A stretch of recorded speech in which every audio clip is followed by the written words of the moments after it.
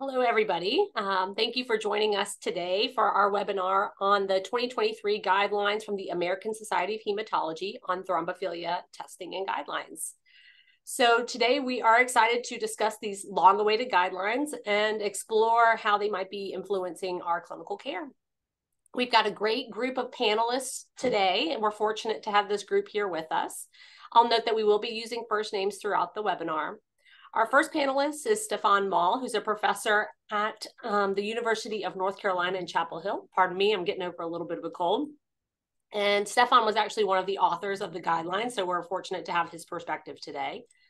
Jean Connors, who is the Medical Director of Hemostatic and Antithrombotic Stewardship, as well as the Medical Director of Anticoagulation Management at Brigham and Women's and Dana-Farber Hospital, as well as an Associate Professor at Harvard Medical School, will also be joining us today. And Surabhi Palkimas, who is the pharmacy manager at the University of Colorado Hospital, will also be participating. My name is Jori. I am an assistant professor at the University of Alabama at Birmingham.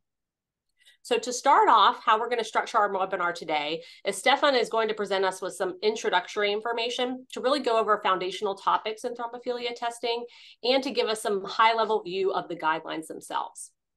After his presentation, we're going to go through a series of cases and discuss them in detail. And hopefully we're going to explore some of the challenges of how these guidelines are being implemented in clinical practice.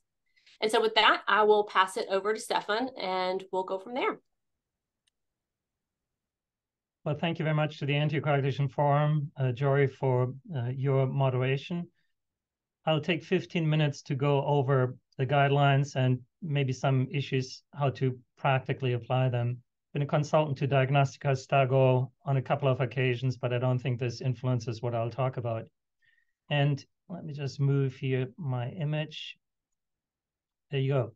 So first of all, I want to say some general comments. These guidelines are not intended to serve or to be construed as a standard of care. And I think that's important because most of the data on which these guidelines are based are very weak. There are very few studies that are relevant. I quote from the paper, clinicians must make decisions based on the clinical presentation of each individual patient, ideally through a shared process that considers the patient's values about being on an anticoagulant or bleeding risk, with preferences with respect to the anticipated outcomes of the chosen option. Then I want to highlight almost all recommendations are based on, I quote, very low certainty in the evidence due to modeling assumptions. So that already tells you one cannot be dogmatic about anything in these guidelines. Therefore, the guidelines are typically suggest and not recommend. And the term conditional is mentioned, and I've defined it down here, subject to one or more conditions or requirements being met. This is part of a whole guideline development that the American Society of Hematology did.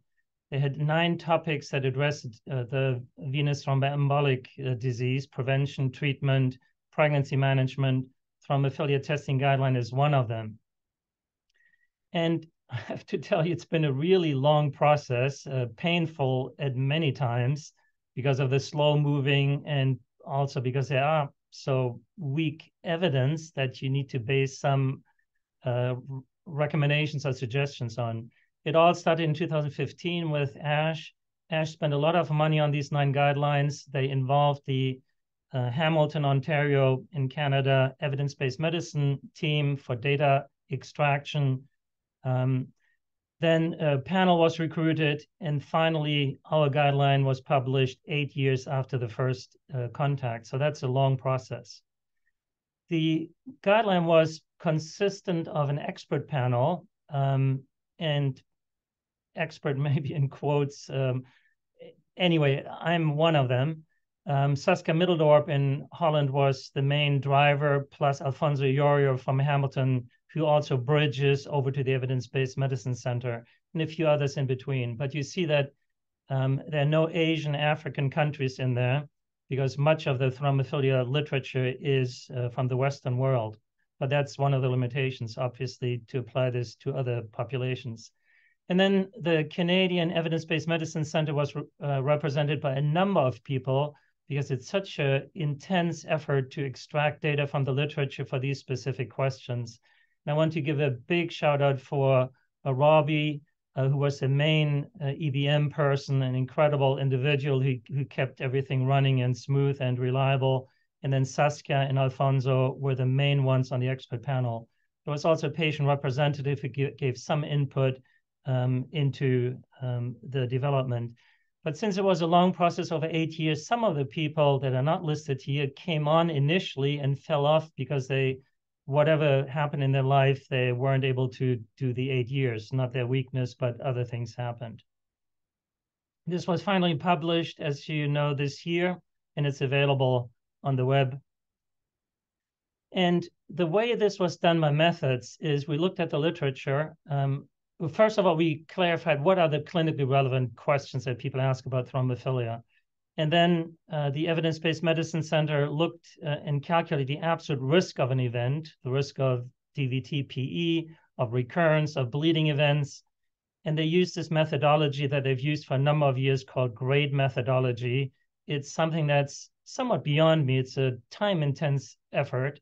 People have published on that and can look at that, but it's a way to assess the literature and to try to develop some clinically relevant conclusions from it. And then this whole document is about inherited and acquired thrombophilias. And the inherited ones are the ones that typically we think about: 5-Leiden, prothrombin mutation, protein C, protein S, antithrombin deficiency, and then antiphospholipid antibodies as the acquired disorder. But we did not focus appropriately, on the odd things like the pi1 TPA polymorphisms levels, the irrelevant MTHFR polymorphism, et cetera, or the factor 8 level that's has a lot of problems with it. Factor 5 Leiden and prothrombin mutation were grouped together, whether it was with 5 Leiden, it was grouped together as heterozygous or homozygous, just talking about factor 5 Leiden, and same with the prothrombin mutation. It was not possible to differentiate between the two, even though we know that the heterozygous state is less prothrombotic than the homozygous one. And the whole guidance document is an incredibly long, I think 105-page document, and there's an incredible web-based supplement on it with all the data for people to really delve into it. It's difficult to read and understand document, even the published one. And there has been appropriate criticism in the past, and including from the expert panel. The first versions were impossible to read for a clinician. It was all driven by language that the GRADE Center, the Evidence-Based Medicine Center in Canada, required. It was a battle to get wording into the final document that at least was somewhat easier to understand for a clinician. So forthcoming is a plan by ASH to develop some clinical decision aids that are easy to understand and use clinically. And I know the Anticoagulation Forum will update their document on thrombophilia testing, which is really the one page that's clinically useful. So look out for the updated AC Forum one. But I do want to mention for all the ones on the call and otherwise who are really interested in some of the methodology and the real data behind the final recommendations. And that's all on the web at this link right here. And these are huge tables about these different topics. And I'll show you, not to delve into details, but just to show you how much effort went into this by the Evidence-Based Medicine Center and for the experts to review this. This is one of the pages, and this is dealing with the one topic, the example number 3 that we'll talk about in a case. It's a detailed document, as you can see. But what is always needed to highlight is that the certainty of the evidence for almost all of this is very low, and thus I said cannot be dogmatic. And I want to focus here with this one on the non-surgical provoked VTEs, such as prolonged immobility, 3 or more days, hospitalization, that puts people at somewhat higher risk for recurrence down the line. And how was all this done? Well, there's a calculation that's applied to all 23 guidelines, and this is an example. From the published literature, it was concluded if, in this case, you test 1,000 patients and for thrombophilia, acquired and inherited, and there is a thrombophilia, Then you treat the positive ones. In this case, there would be 380 positive ones expected. You treat the thrombophilic patients with indefinite anticoagulation versus if you don't treat anybody, you don't test and you don't treat anybody, you just stop after 3 months of anticoagulation. So if you test it, you would still see 29 of VTE recurrences in the people, even in spite of being on anticoagulation. But if you do not test the people, then 50 VTE recurrences would occur, more, to no surprise, because these 29, these are on anticoagulation. So there's some benefit. You have 21 less VTE recurrences. That's the conclusion right here. And the same was done, as you see down here, for people at major risk for bleeding and for people at lower risk, at high risk for major bleeding and at lower risk for major bleeding. And the Evidence-Based Medicine Center calculated how many major bleeds would occur, and that was weighed against the risk of recurrence. And then there was an assessment, what is worse, a bleed or a clot, and what is the final recommendation that comes out of that. And this was done for all 23 questions. And as you can tell, that's a cumbersome process. But it's also fraught with a lot of calculations because one patient is not like the other, and therefore the very low certainty of the evidence. That's the background in brief on the methodology. For clinical purposes, and most of us here on the call are clinicians, how do we really think about how long to anticoagulate? And that's really the key question. Should we stop after a few months or should we continue long-term in patients who've had one episode of DVT or PE? And there are three factors that go into that: the risk of recurrent VTE, if you stop, risk for bleeding, and the patient preference. We need to keep in mind, and we all know that VTE is multifactorial. So the charge to us clinicians is always to identify all the risk factors for DVT and PE, the immobility, the obesity, the smoking, the birth control pill, the family history, and maybe the thrombophilia, which is just one part of it. So identify all the risk factors and not inappropriately just focus on the thrombophilia. Risk for bleeding is typically multifactorial as well. Patient is on aspirin, has hemorrhoids, has a coagulopathy from liver disease, etc. So the clinician needs to identify all risk factors. And then the patient preference to be on anticoagulation or to be off anticoagulation. So how do I use this clinically? And this is probably my most important slide. I have this recurrence triangle that I've used for a number of years, and it's working well for me in clinic. It's a concept. If in a patient with DVT-PE, after a few months, after 3 months or 6 months, or whenever we see the patient, we stop anticoagulation, the patient has some risk for recurrence. If the risk of recurrence is low, that means the patient is here in the green zone. Green is good. Tip of the triangle, small, is a small risk for recurrence. Those are people with a VTE with a major surgical transient risk factor, hip replacement, hysterectomy.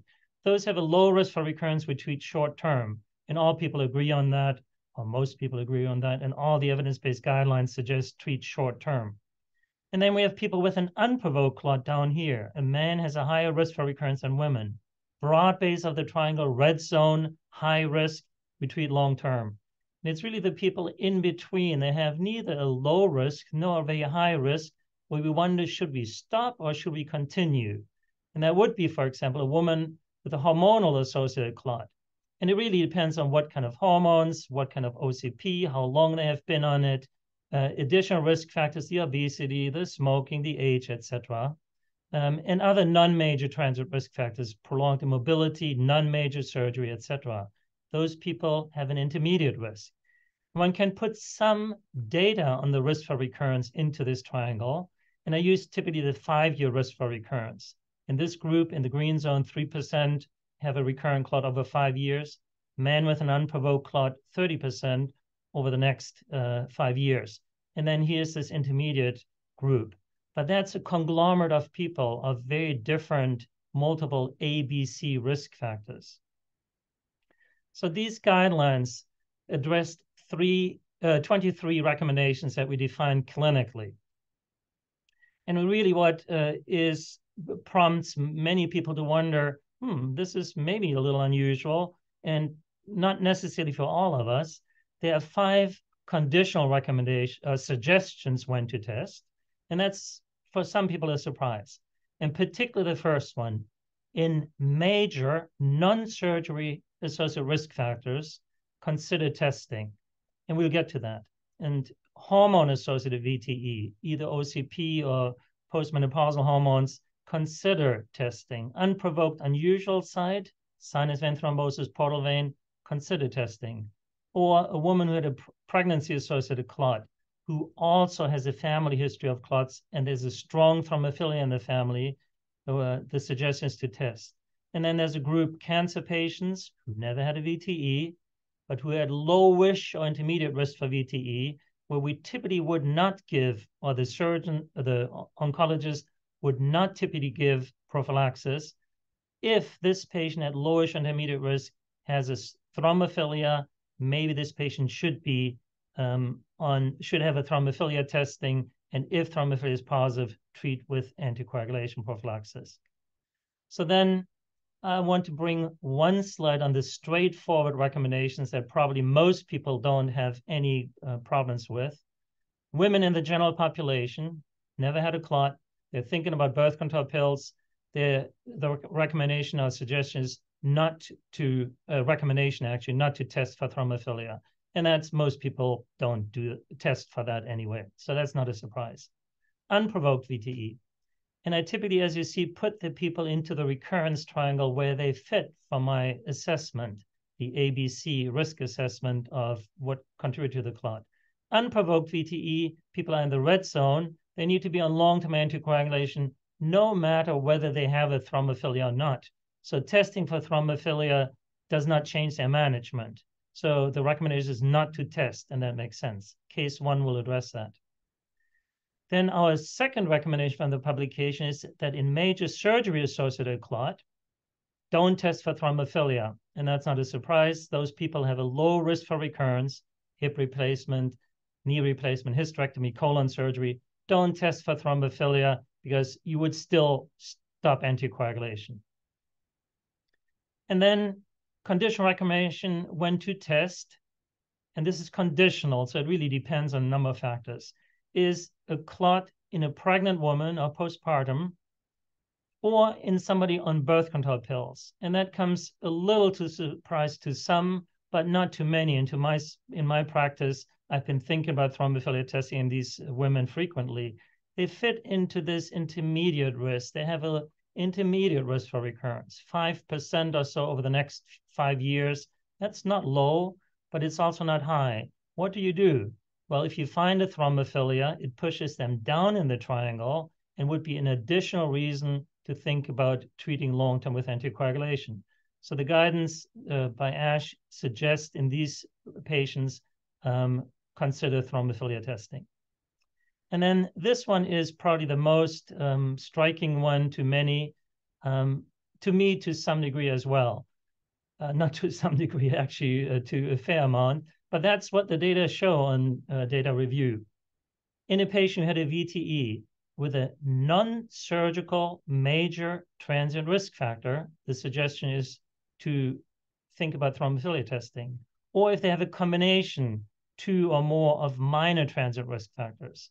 And the major transient non-surgical risk factor that's addressed here is they've been confined to bed in the hospital for 3 or more days with an acute illness. So they were immobile in the hospital. They had a clot. Now the thinking is, once you've treated for 3 or 6 months, should we stop or not?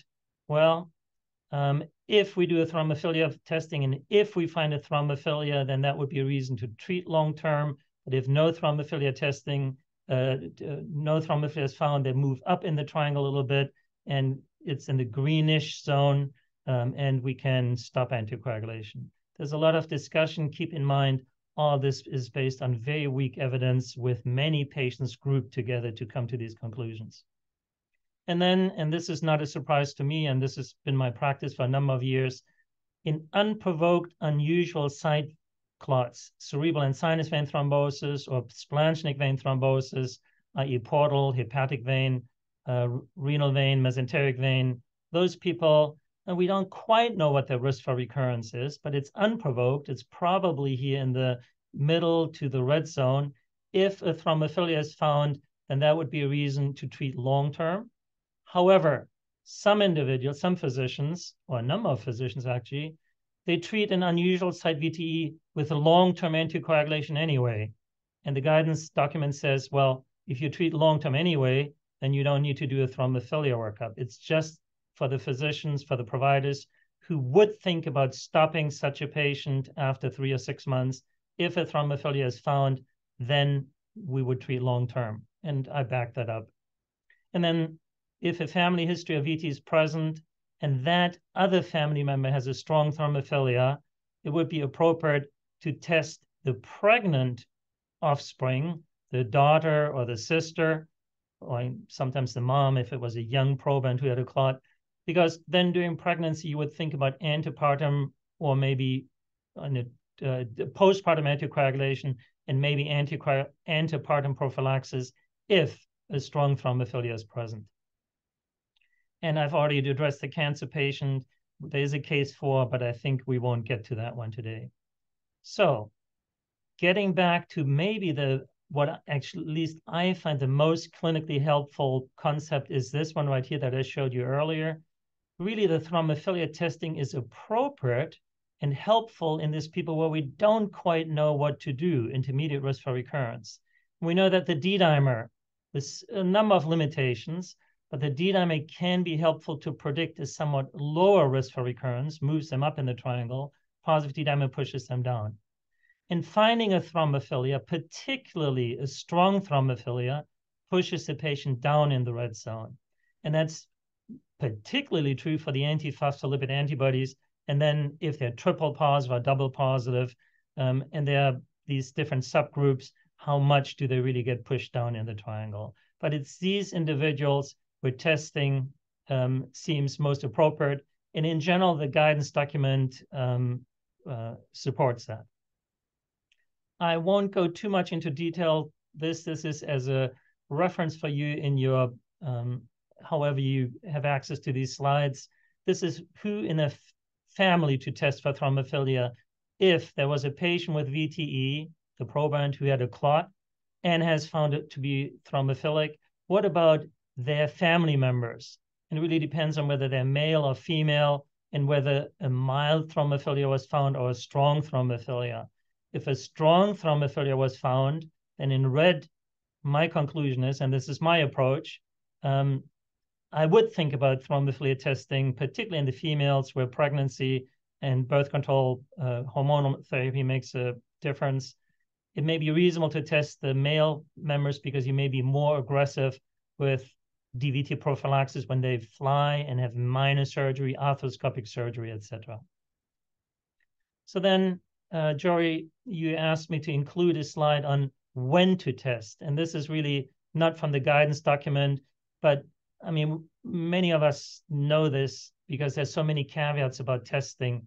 In the acute setting, typically thrombophilia testing does not play any role. Yes, occasionally it does to find catastrophic antiphospholipid syndrome.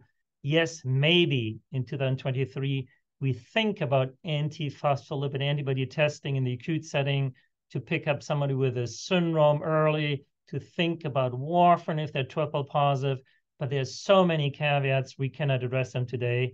In general, there's no role for thrombophilia testing in the acute setting. This patient needs anticoagulation if they had a proximal DVT or PE for at least 3 months, so no testing. And then at 3 months, when we see the patient, or maybe we see them at 6 months or at 2 years, they've been on anticoagulation, the question comes up, should we stop anticoagulation? That's where we think about thrombophilia testing, and that's where these guidance documents come in. Which group should we test? And if we decide on testing, what is appropriate? Well, anticoagulation influences all the activity assays, but the non-activity assays, i.e. the ELISA tests, are reliable. So it's at this point where I would suggest and do in my practice the D-dimer testing as a somewhat predictor of recurrence, antiphospholipid antibodies, but only the 2 anticardiolipin and anti-beta-2 that are reliable, and consider the free protein S, that's an antigen, it's reliable, and the genetic test for 5-line prothrombin mutation, because they're all reliable. If they're negative, the D-dimer is negative, and it's this group in this intermediate range where we thought if this is negative, they move up in the green zone, then I stop anticoagulation. They are off anticoagulation for the next 4 weeks. And at 4 weeks, we can get the test that would not have been reliable on anticoagulation. It would be a repeat D-dimer, and that's from the literature, good, well, somewhat of a good predictor of recurrence, the more reliable than this one right here. The lupus anticoagulant is reliable, protein S, protein C, and antithrombin activity. And if they're all negative, then as per discussion that we had with the patient when we saw them first, we keep them off anticoagulation.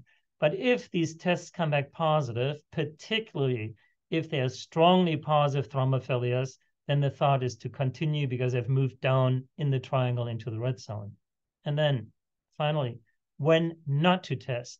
And this is really meant for the people who at an institution drive thrombophilia panels, or these, can anybody order the test, or should it be limited to certain people? In general, approach is not to test in 4 situations: during an acute thrombotic episode, because it typically does not change management, and many tests will be unreliable. A hospitalized patient, because they're acutely sick, that changes many of the activity assays. The lupus anticoagulant can be false positive. While the patient is on anticoagulant, only the tests that are reliable, as I showed you, but not the other ones. And if a person doesn't know how to interpret the test or what to do with them, they shouldn't be testing and then say, oh, something is positive, let's send them to whoever the vascular hematology, cardiology, general internist who knows about this.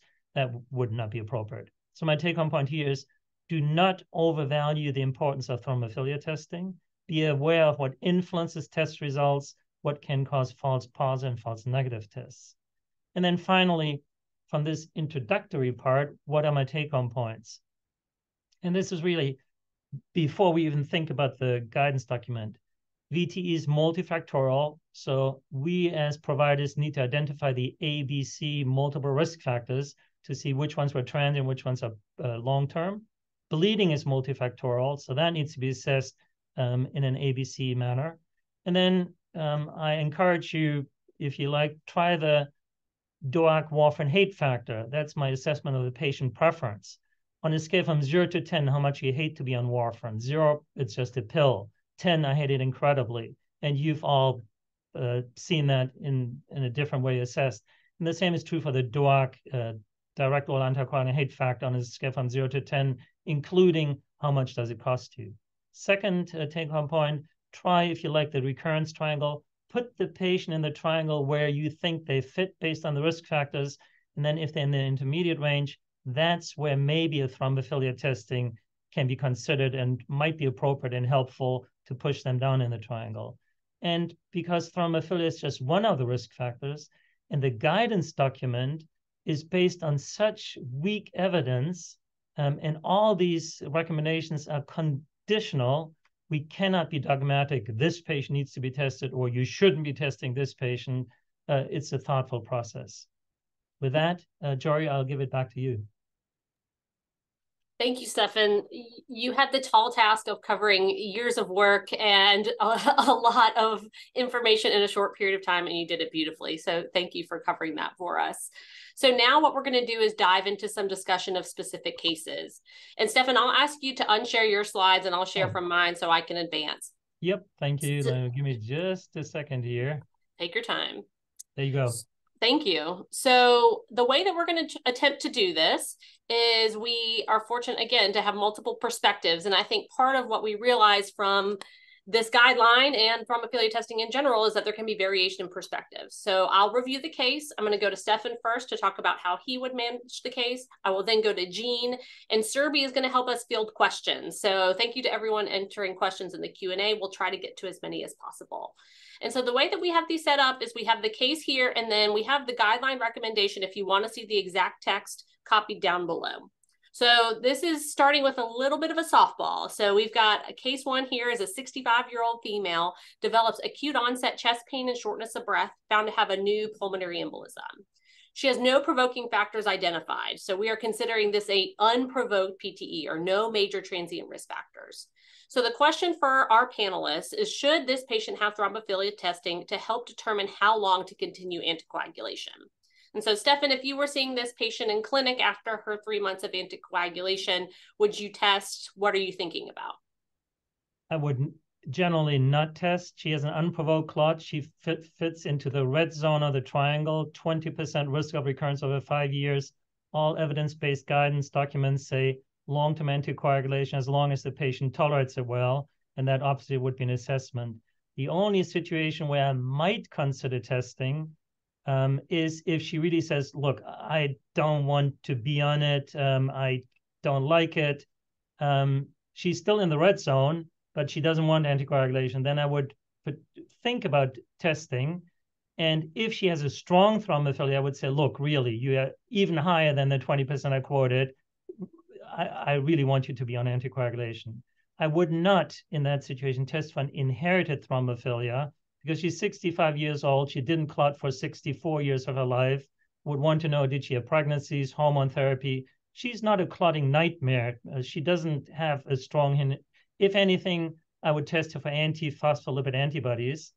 And in these days, 2023, I might do that anyway, just the APS, because sometimes the question now comes up, should somebody be treated with warfarin if they're triple positive, or is a DOAC fine? Again, that's a topic of its own. In general, I would not test this patient for the thrombophilia, possibly for APS these days. Okay, that's very helpful. And Jean, what do you think?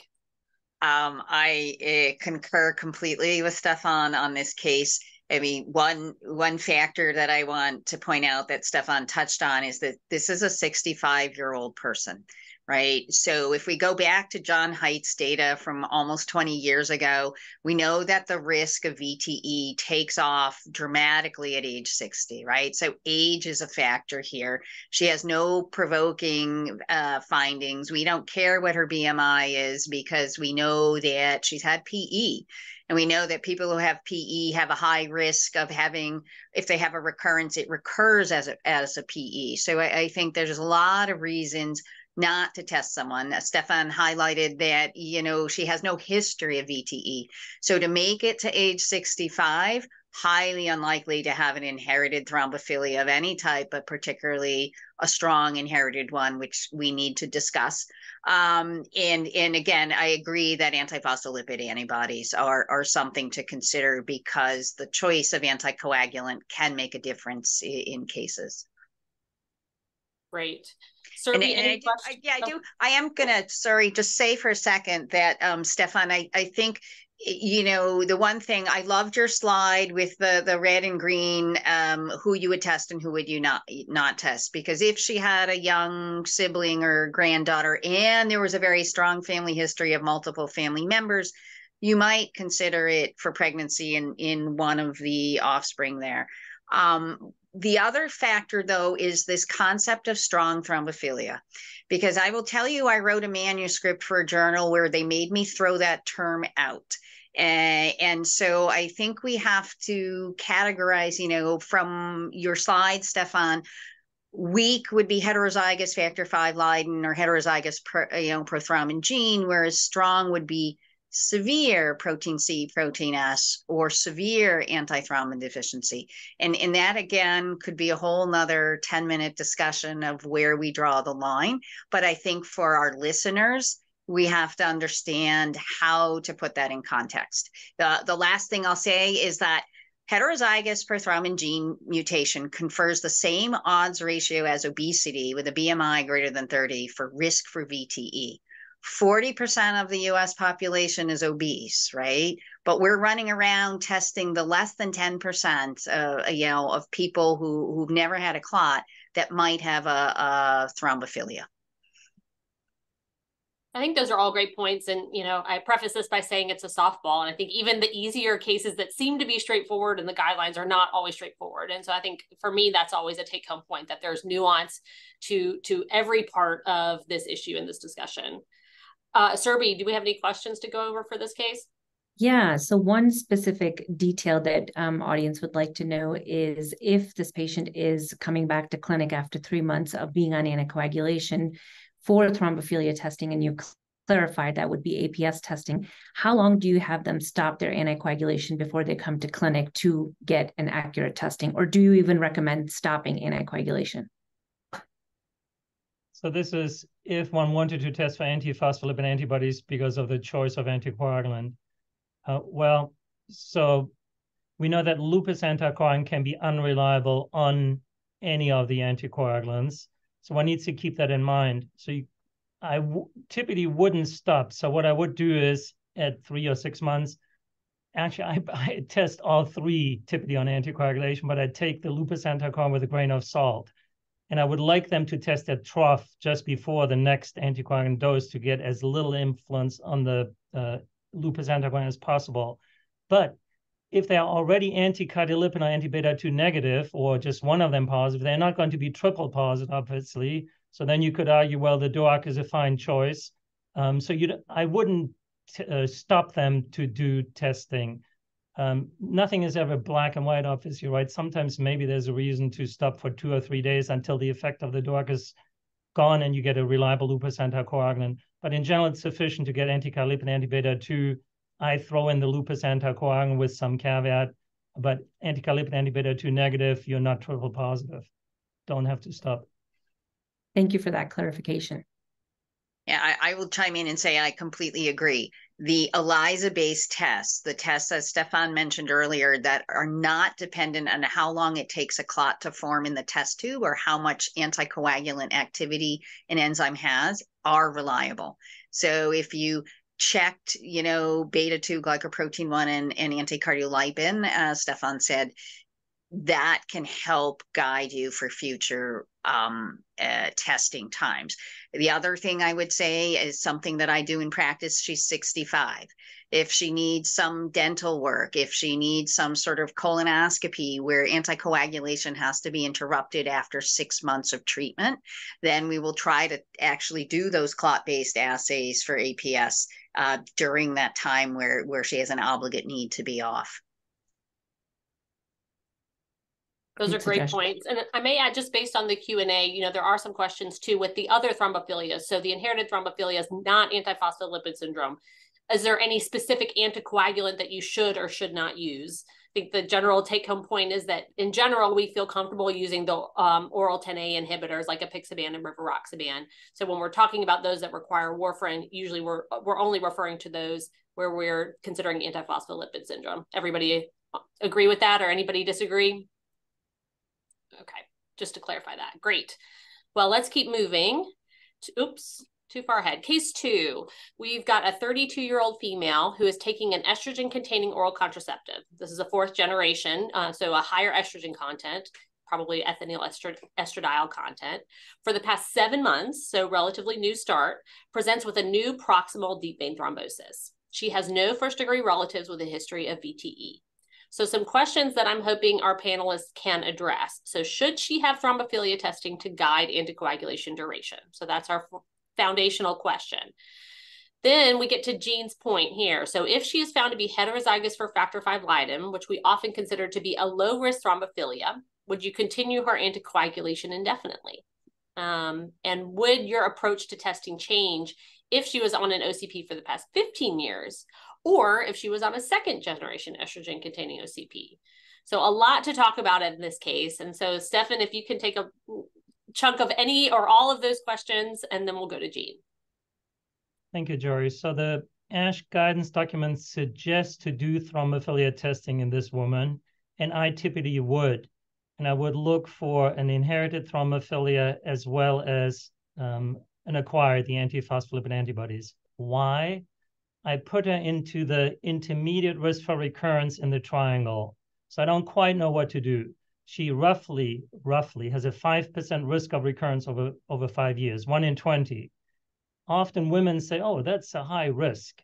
Whereas as a provider, we may say 1 in 20 is not huge, but it's also not 0. So intermediate risk for recurrence, we don't quite know what to do. I would do a D-dimer and I would do the thrombophilia workup. If she has a thrombophilia, particularly strong one, that pushes into the red zone, long-term anticoagulation. If she only has heterozygous V Leiden or only heterozygous prothrombin mutation, that pushes, at least if I line her down a little bit, the prothrombin possibly too. It would not be the only reason why I would keep long-term anticoagulant, but it's just a little aid. I would use a D-dimer as well for decision-making, but it's difficult if you only find a mild thrombophilia. I do want to point out, though, not every woman with a birth control pill who has a clot is the same, right? She could be obese with a BMI of 40, or she could have a BMI of 25. That would matter. I would want to know, has she been pregnant maybe 2-3 times before and she didn't have a clot? So there are the other risk factors I want to identify. And then I want to highlight, oh, you'll get to that in a minute, but maybe I'll just go. So the 4th generation pill. So Jori, I don't think it has more estrogen. It has a different progestin, and the progestin component matters. The estrogen component between the 2nd, 3rd, and 4th generation is the same or similar, but the progestin changed, so that the risk for thrombosis interestingly increased. The 3rd and 4th generation pills have a higher risk than the 2nd generation birth control pill. So that is a little bit of a stronger triggering factor in this woman, because she had a stronger OCP, VTE risk OCP. And the other one that's striking is she just recently started that. So she had done fine for 32 years. This seems to be a significant transient risk factor. So I would put her, and maybe this is a little more difficult to say without showing it on a graph, a little higher in the triangle, because you're removing a stronger risk factor, so she's more in the green zone. Whereas if, and this is your last bullet point here, if the patient had been on birth control pills for 15 years, she did fine. It was only a 2nd generation birth control pill, less thrombophilic, and now at age 32 she develops a clot. That's almost more an unprovoked, out of the blue clot. So I would put her more in the red zone. So that last patient, I would have a tendency in general to treat longer term, whereas this one with 7 months, 4th generation, I would put her more in the intermediate, and I would do a thrombophilia workup in her, probably in the other one as well. But it just tells you that one OCP, a woman with an OCP-associated clot is not like the other one. The same is true for testosterone. Testosterone is a minimal risk factor for blood clots, a mild one. When you newly take it, and particularly probably at a higher dose with hematocrit high, but it's not a risk factor. If you've been on it for 4 years, nothing happened, you're at a lowish dose and the hematocrit is normal. If that person has a clot, that's more an unprovoked clot in the red zone. Great, and thank you for clarifying that terminology. I made a mistake. And Jean, I'd love to hear your thoughts on this case, if you would do anything differently. Well, I'm glad that Stephan started this whole thing by saying the certainty of evidence is low, and these are very conditional recommendations made by the guidelines.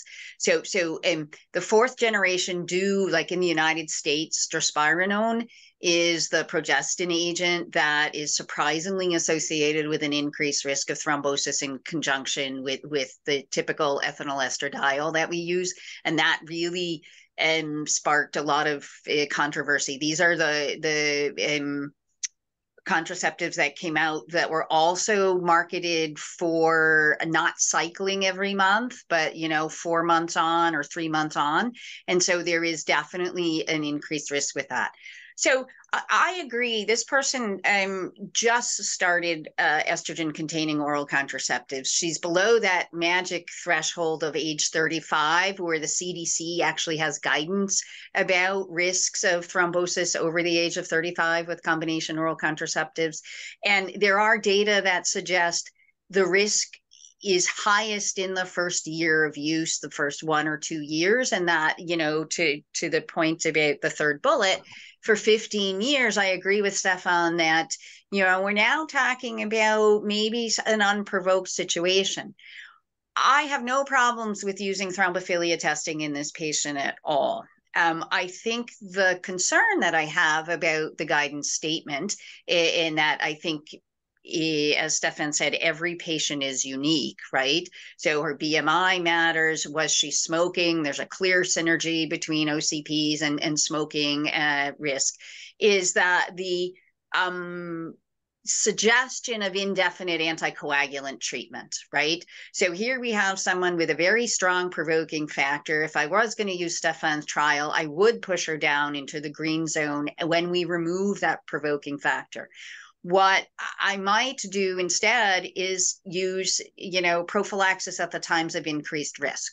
So she's going to fly to Australia or Bangkok to go to the ISTH meeting, or she's going to go from the East Coast to the West Coast for the AC Forum meeting. I liberally use prophylaxis, travel prophylaxis, if we found that she had factor V Leiden heterozygous, or potentially depending on what other risk factor profile she might have. So I think the testing part is not so much an issue is what to do with the results. And I'm not sure that I would commit a 32-year-old to indefinite duration anticoagulation because of something, particularly the fourth generation, that we can clearly point to as a risk factor. I think with regard to the third bullet point is, I do think that we need to look at that somewhat differently. The factor, though, that plays into this is age, right? And so we look, 15 years ago, she was in her late teens. The risk for thrombosis is a little different now that she's 32. It'd be a lot easier for me to say this if she were 37, or what I see in my practice a lot, perimenopausal women, 45, 46, and their GYN puts them on strong combination oral contraceptives and they get a PE. It's kind of a no-brainer, right? Clear provoking factor. So I would test her, particularly if she was interested in being tested. She has no first degree relatives. The estrogen containing fourth generation OCP may be the only factor. And again, we have data that suggests that while inherited thrombophilias, even what we are calling the weak ones, increase the risk or decrease the threshold for a first VTE event, there are no data, and people have looked to suggest that it increases the risk of recurrence.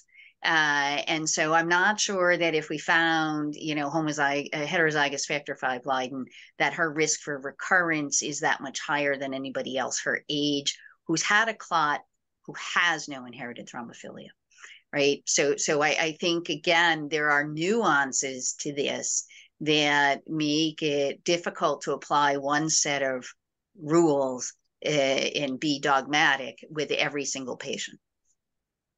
And that's, Jean, obviously where the word conditional comes in, right? The condition, is she obese? What is her age? How long has she been on it? Which pill has she been on? And one needs to take that into consideration. One of the problems is, and I was involved in a meta-analysis on birth control pills and risk of recurrence that was published a year ago together with a Dutch group. The studies typically don't talk about how long had the woman been on the birth control pill, which pill was she on. They are all being grouped together. So then it's really impossible to say, well, the third, fourth generation, lower risk for recurrence, et cetera. How does a BMI factor into it? So you have to group them all together, but it's a charge to the community of researchers to develop studies where we look specifically about the third or fourth generation pills or age, or have all these various risk factors in the study big enough that you can determine which of the VT risk factors influences the risk for recurrence. And then prospective studies, as you say, Jean, on how does really the finding of a thrombophilia influence outcome? Does it change the risk for recurrence? Those practical studies have also not been done. So much of, actually most of the guidance is from calculations and just assumptions that one had to do. Yeah, and I mean, for our audience there, as you said, Stephan, there is no one database analysis that looks at all the factors and helps us develop a calculator or a risk prediction score, right? There are data for the individual types of contraceptive methods, just so the audience is aware. You can go to resources. AC Forum has data. I did an AC Forum meeting last year on OCP and risk of VTE, and there are data that break it down by type and by agent and by method of delivery, but then factoring in all those other factors, those data are not available. There is coming out soon some work about transitioning between OCPs or different formulations, and because there does seem to be an increased risk, but we'll wait for that data to be published. That's great. I think my take-home points are, again, this is not a simple recommendation. There's a lot of nuance to consider related to the birth control pill itself, as well as, of course, the patient that's taking it. So we really, I think, not taking it just at face value, really thinking about the patient that you're dealing with. Surabhi, I think we've got time for one question, maybe. Is there something that you feel like the audience wants to know? Yeah, I think a concept that was introduced in this case was D-dimer, and a lot of us are seeing that being ordered. So if you could just give a brief explanation of what does that tell you, and what cutoff do you use to help assess the patient's risk of thrombophilia? Thank you. So yes, I do use it in the people in the middle of the triangle, intermediate risk for recurrence. When we first see the patient is on anticoagulation, and some of the studies were done on anticoagulant. Does a D-dimer predict recurrence? And it does. So positive D-dimer pushes them down, negative pushes them up. The cutoff I use and has been used is positive or negative, not quantity, but subjectively, I use the higher it is, the more impressed I am if it's just iffy positive. But I would never use it as a sole marker and say, oh, your D-dimer is positive, you need to be on long-term blood thinners. It's one of the predictors. It pushes the patient down in the triangle a little bit. And if they're negative, and I mentioned that earlier, and the thrombophilia workup is negative, then we stop anticoagulation. But then 4 weeks later, the D-dimer is done. And most of the studies have looked at the D-dimer at that point. Again, a D-dimer positive or negative predicts a higher or lower risk for recurrence. Again, not the only marker. That's why you stop and why you continue, but it's one of the tools we have. Perfect. Yeah, I mean, I will add to that just by starting and saying that the community is looking for, first of all, for an age-adjusted D-dimer level, right? So the age, you're because of inflammaging, your D-dimer level goes up. And so the rule of thumb is it's your age times 10. So if you're using the typical 500 nanogram per liter cutoff of most tests, if you're 82, some would allow normal to be up to 820. The strategy has been tested a few times where, you if you're going to be rigorous, you check on anticoagulation. If the D-dimer is low, you stop anticoagulation, you bring the patient back at a month, and you repeat the D-dimer level. And if it's high, and again, the threshold is the normal range for most people, then they should go back on anticoagulation because that's associated with an increased risk. I was involved in a study with Clive Kieran that we published back initially in 2016, and then a follow-up 5 years, where we actually found, and we wish we had enrolled a higher number of patients, because we enrolled the number that we needed for power calculation, but then when we divided into men and women, we had less power than we wanted. But this strategy did not hold for men. So that men who were stopped at 5 years had a 30% risk of recurrence, whereas women who were stopped had 17%. And so I think that this is sort of analogous to the Canadian HER2 2 score, right, for Unprovoked, where men just continue. I think we have to assess men individually. If they had a distal calf vein DVT, that's very different than if they've had an unprovoked pulmonary embolus. Get a little off the pathway here, but I measure a D-dimer quite frequently as well. And it's kind of, Stephan, I kind of use it like even measuring clot-based lupus anticoagulant assays while patients are on anticoagulation. If you're used to looking at the results, you kind of have a gestalt of what it's really telling you. And then one practical additional point, there are two different ways to measure D-dimers or to report them, the D-dimer units and the FEUs.